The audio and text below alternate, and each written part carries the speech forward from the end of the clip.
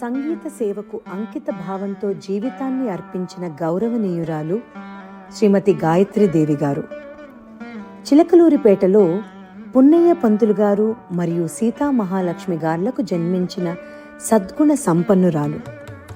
చిన్ననాటి నుంచే సంగీతంపై అపారమైన ఆసక్తి, అంకిత భావం చూపిన శ్రీమతి గాయత్రీదేవి గారు తమ సోదరుల ప్రోత్సాహంతో మద్రాస్ నగరంలోని సంగీత పాఠశాలలో చేరి శాస్త్రీయ సంగీతాన్ని లోతుగా అభ్యసించారు. 1975 నుండి 1983 వరకు సంగీతంలో పట్టా పొందుతూ తన ప్రతిభను మరింత మెరుగుపరుచుకున్నారు.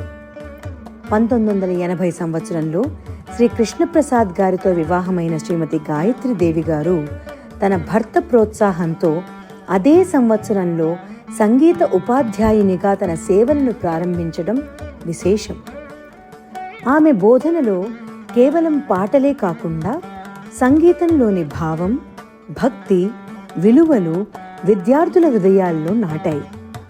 అనేక మంది శిష్యులను తీర్చిదిద్దుతూ వారి జీవితాల్లో స్ఫూర్తిదాయక గురువుగా నిలిచారు. 1989లో ప్రభుత్వ ఉపాధ్యాయునిగా నియమితులై తన సేవలను మరింత విస్తరించారు. సంగీతాన్ని సమాజానికి చేరవేయాలనే సంకల్పంతో అన్నమయ్య సంగీత లహరి అనే సంస్థను స్థాపించిన శ్రీమతి గాయత్రీదేవి గారు 1999లో దానిని అన్నమయ్య లలిత కళా సమితిగా అభివృద్ధి చేసి ఎన్నో సాంస్కృతిక కార్యక్రమాలకు వేదికగా నిలిపారు. 1993లో జిల్లా స్థాయిలో ఉత్తమ ఉపాధ్యాయురాలిగా సత్కారం పొందిన శ్రీమతి గాయత్రీదేవి గారు 2012 సంవత్సరం తమ సేవలకు స్వర్ణాక్షరాల్లో నిలిచిపోయే మైలురాయిగా మారింది. ఆ సంవత్సరంలో 108 మంది నిరుపేద బాలికలకు ఉచితంగా సంగీత శిక్షణను అందించి అష్టోత్తర శతగళ అన్నమయ్య గోష్ఠిగానం అనే విశిష్ట కార్యక్రమాన్ని నిర్వహించడం ఆమె సేవాభావానికి నిదర్శనం. ఈ కార్యక్రమం రాజీవ్ విద్యా మిషన్ ఆధ్వర్యంలో నిర్వహించబడగా అప్పటి 14 టెలివిజన్ ఛానళ్లలో ప్రసారం కావడం ఆమె కృషికి లభించిన గొప్ప గుర్తింపు. శ్రీమతి గాయత్రీదేవి గారు రాసిన వ్యాసాలు ఇండియన్ ఎక్స్ప్రెస్ మరియు ఆంధ్రజ్యోతి వంటి ప్రముఖ పత్రికల్లో ప్రచురింపబడడం ఆమె విజ్ఞానం, ఆలోచన లోతుకు ప్రతిబింబం. అదే సంవత్సరంలో రాష్ట్ర స్థాయి ఉత్తమ ఉపాధ్యాయురాలి పురస్కారం, కందుకూరి వీరేశలింగం పురస్కారం, అంతర్జాతీయ మహిళా దినోత్సవం అవార్డులు అందుకోవడం ఆమె ప్రతిభకు, సేవలకు లభించిన గొప్ప గౌరవం.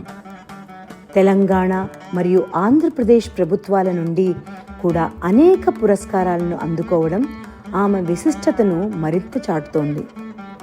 సంగీతాన్ని ప్రతి ఇంటికి చేర్చాలనే మహత్తర లక్ష్యంతో ఆదిలాబాద్లో ఇంటింటా అన్నమయ్య అనే కార్యక్రమాన్ని ప్రారంభించిన శ్రీమతి గాయత్రీదేవి గారు సంగీతాన్ని ఒక సాధనంగా మాత్రమే కాకుండా సమాజ మార్పుకు మార్గంగా మలిచారు.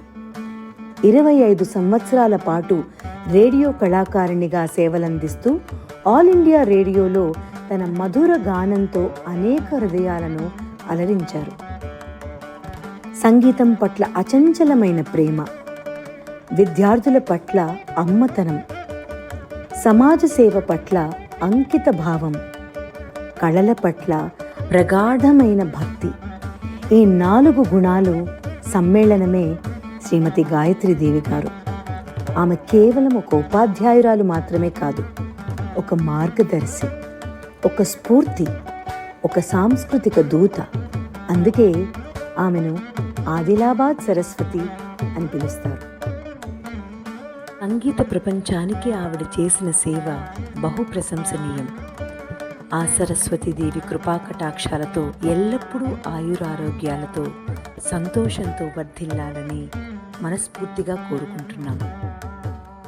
సంగీత కళాకారులు, సంగీత విద్యార్థులు, అప్కమింగ్ ఆర్టిస్టులకు ఒక చిన్న మెసేజ్ ఇవ్వాలనుకుంటున్నాను. ఏంటంటే, మన సీనియర్ కళాకారులు ఎవరైతే మనకి గొప్ప సంగీతాన్ని, బాణీలను అందించారో వాళ్ళ బాణీలు మనం నేర్చుకుంటూ ముందుకెళ్తున్నాం. ఆ నేపథ్యంలో రాధా జయలక్ష్మి గారు అద్భుతంగా గానం చేసినటువంటి ప్రతి కీర్తనకు, ప్రతి పంచరత్న కీర్తనకు ఒక శ్లోకం ఉన్నది. ఆ శ్లోకాలు కూడా రామాయణం నుంచి తీసుకున్నటువంటి చాలా గొప్ప శ్లోకాలు. ఆ శ్లోకాలను కూడా అందరూ నేర్చుకొని అనుసరించాల్సిందిగా అందరినీ కోరుతున్నాను. నేను 43 సంవత్సరాలుగా ఆ శ్లోకాలు పాడుతూ అందరినీ అలరిస్తూ వస్తున్నాను. అలాగే ముందు తరాల వాళ్ళు కూడా ఆ శ్లోకాలు పాడుతూ ఆ పంచరత్న కీర్తనలను పాడవలసిందిగా మనవి చేస్తున్నాను.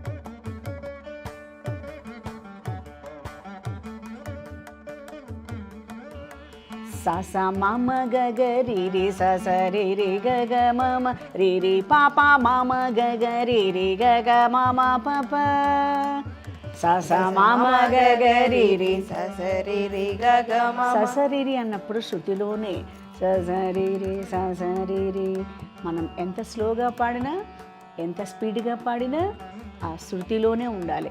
సా సా మామ సా సా మామ గా గా రే రే, ఇది కదా శృతి, స్వరస్థానం అది కదా. మనం స్పీడ్గా పాడినప్పుడు సా సా మామ గా గా రే రే, ఇంకా స్పీడ్గా పాడినా కూడా స్వరస్థానం అదే. సా సా మామ గా గా రే రే, సా సా మామ గా గా రే రే, లైక్ దిస్.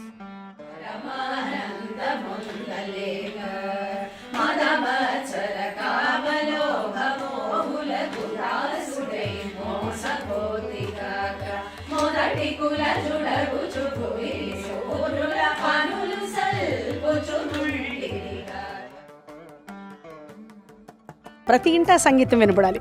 ఎందుకంటే మనకి ఎంతోమంది మనకి వాగ్గేయకారులు ఉన్నారు. వాళ్ళు రచించినటువంటి సంకీర్తన సంపద అనేది అమూల్యమైనటువంటిది, అసలు అది చెప్పరానటువంటిది. అటువంటి సంకీర్తన సంపద మరుగున పడిపోతుంది. ఇవాళ రేపు ఈ కర్ణాటక సంగీతానికి ఆదరణ తక్కువైపోతుంది. ఈ పాశ్చాత్య సంగీతానికి వీటికి ఎక్కువ మక్కువ చూపిస్తూ వాటికి ఎక్కువ అట్రాక్ట్ అవుతున్నారు. కాబట్టి సమాజంలో నేను ఎక్కడుంటే అక్కడ, ఏ ఊర్లో ఉంటే అక్కడ గత 40 సంవత్సరాలుగా త్యాగరాజ తిథి అది చేస్తుంటాను, త్యాగరాజ పంచరత్న సేవా కార్యక్రమం. ఆ తర్వాత శ్రీ పంచమి, సరస్వతి పంచమి చేస్తాను. అండ్ ఈ అన్నమయ్య వర్ధంతి, వీలున్నప్పుడు జయంతి కూడా చేస్తుంటాను. మన తెలుగుదేశంలో కూడా, మన ఆంధ్రదేశంలో కూడా అలా అందరికీ సంగీతం పట్ల అవగాహన కలిగించాలి. నా వంతు కృషి నేను చేస్తున్నాను అనమాట. ఇంటింటా అన్నమయ్య, ఇంటింటా రామదాస్ కీర్తనలు వినపడాలి అనేది నా ఎయిమ్. అందరికీ నమస్కారం. మీ సంగీత దర్శకుడు కోటిని మాట్లాడుతున్నాను. శ్రీ వాగ్దేవి శాస్త్రీయ సంగీత శిక్షణాలయం సమర్పించు పంచరత్న సేవా కార్యక్రమం 108 మంది విద్వాంసులతో జరుగుతున్న ఈ కార్యక్రమానికి నేను రాలేకపోతున్నందుకు చాలా చింతిస్తున్నాను. నాకెంతో ఇష్టం ఈ కార్యక్రమం నేను వీక్షించాలని, ఎదురుగుండా చూస్తూ ఎంజాయ్ చేయాలని. కానీ నేను యూరోప్లో ఉండటం వల్ల రాలేకపోయాను. సో ఈ అద్భుతమైన కార్యక్రమం సంగీత విద్వాన్ గాయత్రీదేవి గారి సమర్పణలో జరుగుతోంది. వారికి కూడా నా హృదయపూర్వక ధన్యవాదాలు.